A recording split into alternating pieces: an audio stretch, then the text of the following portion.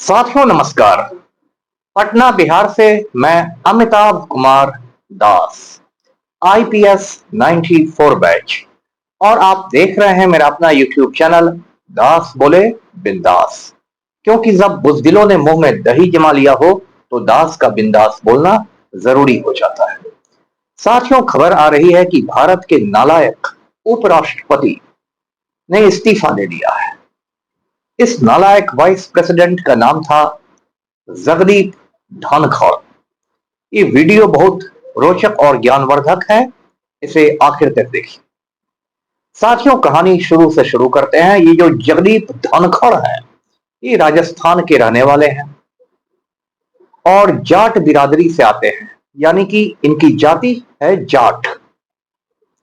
ये पेशे से वकील थे और राजस्थान हाई कोर्ट में प्रैक्टिस किया करते थे। कुछ समय के लिए इन्होंने जयपुर बार एसोसिएशन की अध्यक्षता भी की थी, यानी कि जयपुर में जो वकीलों का संघ है उसके ये प्रेसिडेंट भी रहे थे। बाद में इनको सियासत में आने की खुजली शुरू हो गई। उन दिनों देश में एक बहुत बड़े जाट नेता थे, हरियाणा के थे चौधरी देवीलाल। चौधरी देवीलाल आगे चल के हिंदुस्तान के डिप्टी प्राइम मिनिस्टर भी बने, उप प्रधानमंत्री भी बने। तो चौधरी देवीलाल भी जाट थे और किसी जाट को वो खोज रहे थे नेता बनाने के लिए, तो उनकी नजर पड़ गई जगदीप धनखड़ पर। तो इस तरह जगदीप धनखड़ को चौधरी देवीलाल की सरपरस्ती मिल गई, संरक्षण मिल गया।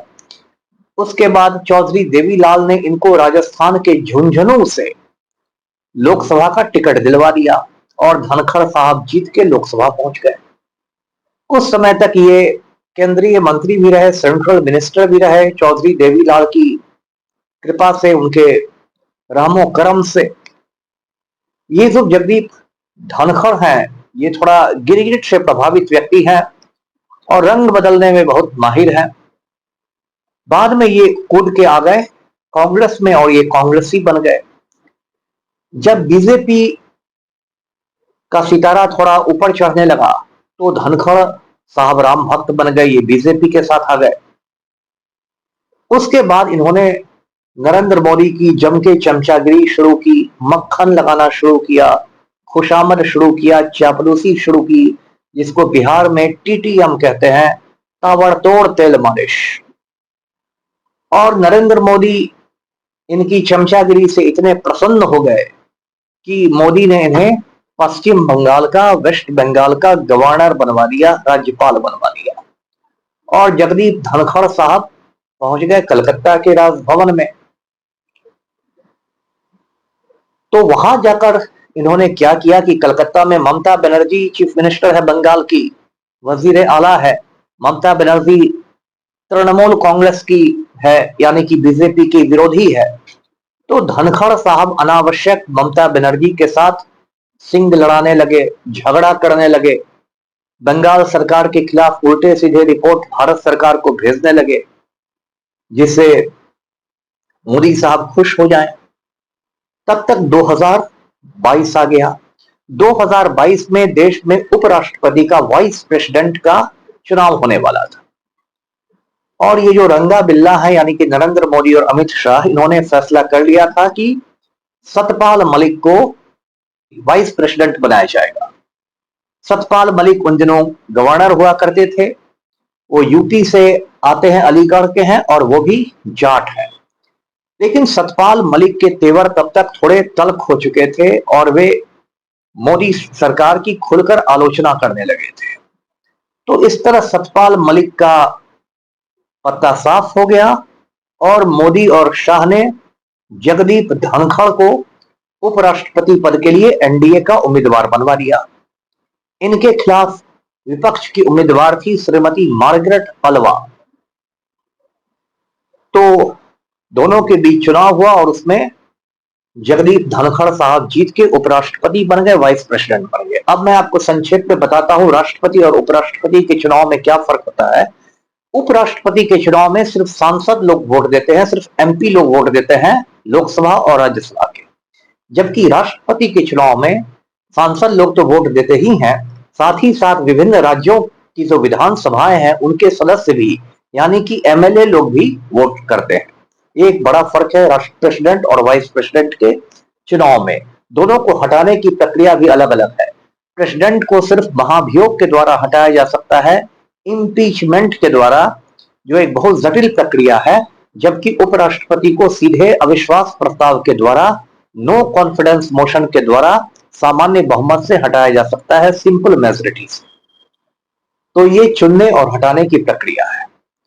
तो जगदीप धनखड़ साहब भारत के उपराष्ट्रपति हो गए, वाइस प्रेसिडेंट हो गए। अब जो देश का संविधान है उसके अनुसार जो उपराष्ट्रपति होता है वही राज्यसभा का सभापति भी होता है, राज्यसभा का चेयरमैन भी होता है। लोकसभा में अध्यक्ष होता है जिसको स्पीकर कहते हैं इंग्लिश में, राज्यसभा में सभापति होता है जिसको चेयरमैन कहते हैं। तो धनखड़ साहब अब राज्यसभा के चेयरमैन की कुर्सी पर बैठ गए और राज्यसभा का चेयरमैन बनकर उन्होंने ऐसे ऐसे कुकर्म किए कि लोकतंत्र लज्जित हो गया, जमहूरियत शर्मसार हो गया। पुराने जमाने में जो जमींदार लोग होते थे वो लठैत को रखते थे, और ये लंबे चौड़े पहलवान लठैत रखते थे, लाठी में एकदम तेल पिला के रहते थे। और यदि कोई गरीब किसान समय पर लगान नहीं देता था तो ये जमींदार भेजते थे अपने लठैतों को, और ये लठैत उस गरीब किसान की हड्डी पसली तोड़ देते थे, उसकी झोपड़ी में आग लगा देते थे। तो ये जो जगदीप धनखड़ थे ये नरेंद्र मोदी का लठैत बन के काम करने लगे और राज्यसभा में ये अपोजिशन की आवाज को कुचलने लगे। मतलब किसी विपक्ष के एमपी ने कोई बात कही तो ये इसको सस्पेंड कर देते थे, निलंबित कर देते थे, बाहर जाओ घुसने नहीं दूंगा राज्यसभा में, किसी को बोलने नहीं देते थे, किसी को फटकार लगा देते थे। और ये मतलब जो कहते हैं ना, कोई लाज शर्म नहीं, खुला खेल फरुखाबादी। और ये जगदीप धनखड़ करता रहा। मैं करते रहे नहीं बोलना चाहता हूं, करता रहा। तो जगदीप धनखड़ ने एक बार राज्यसभा के आसन से ही आरएसएस की शान में कसीदे पढ़ दिए। जो आरएसएस एक फांसीवादी संगठन है, एक सांप्रदायिक संगठन है। तो और ये सब क्यों कर रहे थे जगदीप धनखड़ साहब? क्योंकि उनको लग रहा था कि मोदी के जूते चमकाकर मैं उपराष्ट्रपति बन गया, थोड़ा और चमका दूंगा तो राष्ट्रपति बन जाऊंगा अगला। क्योंकि 2027 में धनखड़ का कार्यकाल खत्म हो रहा था। तो एक बार तो मोदी के सामने इतना ज्यादा झुक के प्रणाम करने लगे धनखड़ की, लगा कि अब इनकी कमर टूट जाएगी। उस पर धनखड़ की बहुत आलोचना भी हुई, क्योंकि प्रोटोकॉल के मुताबिक वाइस प्रेसिडेंट प्राइम मिनिस्टर से ऊपर होता है। तो लोगों ने कहा कि ये क्या मजाक है, इतनी भी दलाली क्या करना, इतनी भी चमचागिरी क्या करना। लेकिन धनखड़ साहब ने लिपा पोती कर दी कि नहीं नहीं, मोदी जी तो मुझसे उम्र में बड़े हैं, मोदी तो उम्र में बड़े हैं, वगैरह वगैरह। तो इस तरह जगदीप धनखड़ ने बड़ी बेशर्मी से राज्यसभा का चेयरमैन का कामकाज किया। लेकिन पिछले कुछ वक्त में मोदी और धनखड़ के रिश्तों में खटास आने लगी। खटास क्यों आई? उसकी एक कुछ वजह है। एक तो धनखड़ साहब जो खुद जाट हैं, जाट लोगों का पारंपरिक काम खेती किसानी ही होता है। तो धनखड़ साहब ने किसानों के प्रति कुछ हमदर्दी दिखा दी, सहानुभूति दिखा दी। उन्होंने राज्यसभा में हाल में जो कृषि मंत्री हैं हिंदुस्तान के, जो एग्रीकल्चर मिनिस्टर हैं शिवराज सिंह चौहान, उनको फटकार लगा दी। शिवराज सिंह चौहान से जगदीप धनखड़ ने कहा कि आप लोग सिर्फ वादा करते हैं, वादा पूरा नहीं करते हैं। किसान आंदोलन के समय किसानों पर जो मुकदमे दायर हुए थे, सरकार ने कहा था कि उनको वापस ले लेंगे, कोई मुकदमा वापस नहीं हुआ। तो ये सब फटकार लगा दी। तो मोदी के कान खड़े हो गए कि ये तो जगदीप धनखड़ सतपाल मलिक के नक्शे कदम पर चल रहा है, सतपाल मलिक के पदचिन्हों पर जा रहा है। तो मोदी नाराज हो गए। उसके बाद क्या हुआ कि अभी जो राज्यसभा का संसद का जो नया सेशन शुरू हुआ, मॉनसून सेशन, उसमें राज्यसभा में विपक्ष के नेता हैं, अपोजिशन लीडर हैं मल्लिकार्जुन खड़गे, जो कांग्रेस के प्रेसिडेंट भी हैं। मल्लिकार्जुन खड़गे ने ऑपरेशन सिंदूर के मुद्दे पर मोदी की धज्जियां उड़ा दी, परखच्चे उड़ा दिए। तो मोदी को यह उम्मीद थी कि जगदीप धनखड़ साहब मल्लिकार्जुन खड़गे को नहीं बोलने देंगे, सस्पेंड करवा देंगे, घंटी बजा देंगे, टाइम खत्म कर देंगे। लेकिन वो सब धनखड़ ने किया नहीं।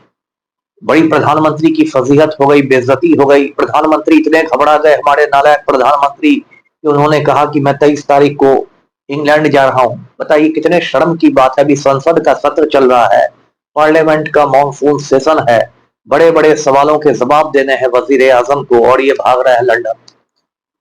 तो एक तो खड़गे का मामला हो गया, दूसरा मामला हो गया किसानों का मामला हो गया, एक मामला हो गया कि दिल्ली हाई कोर्ट का एक उचक्का जस्टिस हुआ करता था यशवंत वर्मा। आपको याद होगा होली के रोज उसके घर में आग लगी थी। जब दमकल वाले आग बुझाने गए तो उन्हें 15 करोड़ की करेंसी नोट्स मिले, नोटों का पहाड़ मिला, और पता चला कि इन्हीं नोटों के पहाड़ पर बैठकर विद्वान न्यायाधीश अपने फैसले सुनाते थे। तो सुप्रीम कोर्ट ने जस्टिस वर्मा को इस्तीफा देने कहा, लेकिन जस्टिस वर्मा वही हैं जो जिसको बिहार में थेथर कहते हैं, यानी कि थोड़ा ढीठ आदमी, बेशरम आदमी, उन्होंने इस्तीफा नहीं दिया।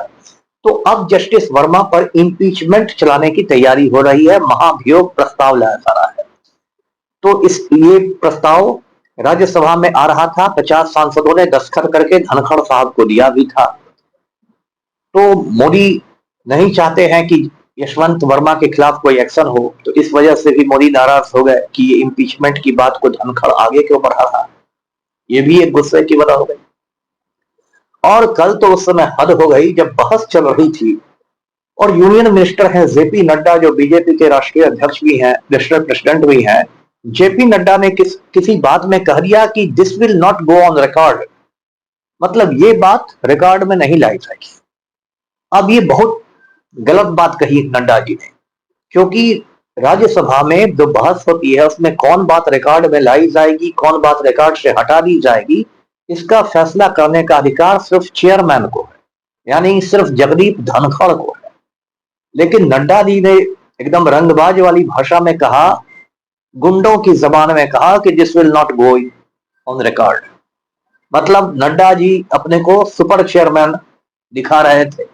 इस पर जगदीप धनखड़ की बड़ी फजीहत हुई कि चेयरमैन आप हैं और नड्डा आपको हुक्म दे रहा है। तो ऐसे फिर हालात बन गए कि जगदीप धनखड़ ने कल रात 9 बजे के आसपास अपना इस्तीफा दे दिया और कहा कि मैं हेल्थ ग्राउंड पर इस्तीफा दे रहा हूं, यानी मेरी सेहत ठीक नहीं है, तो इस वजह से मैं इस्तीफा दे रहा हूं। अब इस पर सब लोग हंस रहे हैं कि सेहत को क्या हो गया, आपकी उम्र 74 है, 74 तक होते होते तो हर इंसान को कुछ छोटी बड़ी बीमारी हो ही जाती है। और कल दिन भर तक आप ठीक थे, दिन भर आप राज्यसभा का संचालन कर रहे थे, अचानक आपका स्वास्थ्य कैसे बिगड़ गया, हेल्थ को क्या हो गया। तो सब जान रहे हैं कि एक बहाना है। अभी खबर आ रही है कि president of India Shrimati Droupadi Murmu ने उनका इस्तीफा मंजूर भी कर दिया है, और इसके साथ ही जगदीप धनखड़ भूतपूर्व राष्ट्रपति हो गए हैं, साबिक वाइस प्रेसिडेंट हो गए हैं। अब साथियों, जगदीप धनखड़ के पास क्या रास्ते हैं? एक तो ये रास्ता है कि वो भी किसान नेता बन जाए, वो भी ताल ठोक के सतपाल मलिक के नक्शे कदम पर चले और मोदी सरकार पर हमलावर हो जाए, तो हो सकता है उनकी राजनीतिक पारी एक और आगे बढ़ी। दूसरा तो ये तरीका है कि रिटायर हो जाए, सक्रिय राजनीति से घर पर चले जाए, नाती पोतों को खिलाएं, है ना, नाती पोतों को खिलाना भी एक पुण्य का ही काम होता है। तो दूसरा काम वो है। ये सब बातें हैं। और अब शुरू हो गई है चर्चा इस पर कि अब अगला वाइस प्रेसिडेंट कौन बनेगा, नेक्स्ट उपराष्ट्रपति। उसके लिए नाना प्रकार के नाम तैर रहे हैं। सोशल मीडिया पर सुबह से ही कोई कह रहा है कि स्मृति ईरानी अगली उपराष्ट्रपति बनेगी, कोई कह रहा है कि नहीं जो चीफ जस्टिस थे चंद्रचूड़ साहब की लॉटरी लगने वाली है, कोई कह रहा है कि नहीं शशि थरूर बन जाएंगे नहीं उपराष्ट्रपति, तो कोई कह रहा है कि नहीं जेपी नड्डा बनेंगे उपराष्ट्रपति। बिहार के जो नालायक मुख्यमंत्री हैं पलटू राम, कुछ लोग कह रहे हैं कि इनको उपराष्ट्रपति बना दिया जाएगा, इनको बिहार की राजनीति से दूर कर दिया जाएगा। लेकिन पलटू राम को तो उपराष्ट्रपति नहीं बनाया जाएगा, ये बात तो मैं डंके की चोट पर कह रहा हूं, क्योंकि पलटू राम की दिमागी हालत खराब हो चुकी है और किसी भी महिला को देख के ये झपट्टा मार देते हैं उस पर। तो राज्यसभा में भी महिला एमपीज हैं, वहां भी खवातीन बैठी हुई हैं। अब पलटू राम चेयरमैन रहेंगे, किसी महिला को देख के बेकाबू हो जाएंगे, उस पर झपट्टा मार देंगे, तो भाई तो इंडियन डेमोक्रेसी की फजीहत हो जाएगी। इसलिए पलटू राम तो नहीं बन रहा है वाइस प्रेसिडेंट। कौन उपराष्ट्रपति बनेगा वो एक दो रोज में क्लियर हो जाएगा। तो आज का वीडियो यही तक था। वीडियो को लाइक करें, शेयर करें, चैनल को सब्सक्राइब कीजिए। धन्यवाद। जय हिंद।